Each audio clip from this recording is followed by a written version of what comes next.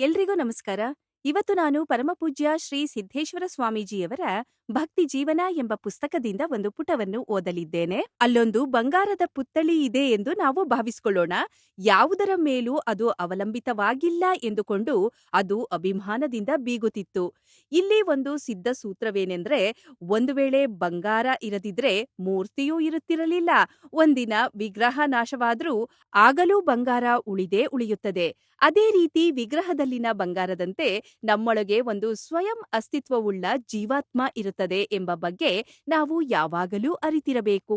ನಾವು ಹುಟ್ಟಿದ್ದೇವೆ ಎಂದಮೇಲೆ ಒಂದಿನ ಸಾಯಲೇಬೇಕು. ಆದರೆ ಜೀವಾತ್ಮ ಚಿರಂಜೀವಿಯಾಗಿರುತ್ತದೆ.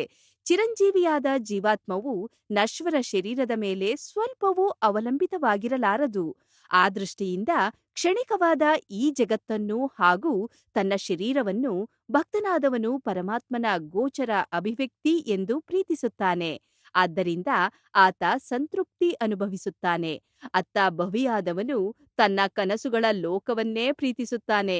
ಅಲ್ಲದೆ ತನ್ನ ಸ್ವಾಧೀನಕ್ಕೆ ಸಿಕ್ಕ ಎಲ್ಲದರ ಒಡೆಯ ತಾನಾಗಬೇಕೆಂದು ಶಕ್ತಿ ಮೀರಿ ಪ್ರಯತ್ನಿಸುತ್ತಾನೆ. ಆದರೂ ಆತ ಅತೃಪ್ತನಾಗಿಯೇ ಉಳಿಯುತ್ತಾನೆ. ಏಕೆಂದ್ರೆ ಈ ನಶ್ವರ ಜಗತ್ತಿನಲ್ಲಿ ತನ್ನೆಲ್ಲಾ ಗುರಿಗಳನ್ನು ಆತನಿಗೆ ಸಾಧಿಸಲಾಗುವುದಿಲ್ಲ.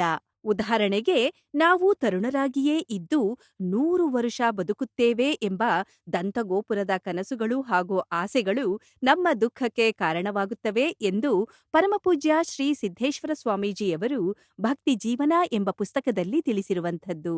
ಧನ್ಯವಾದಗಳು.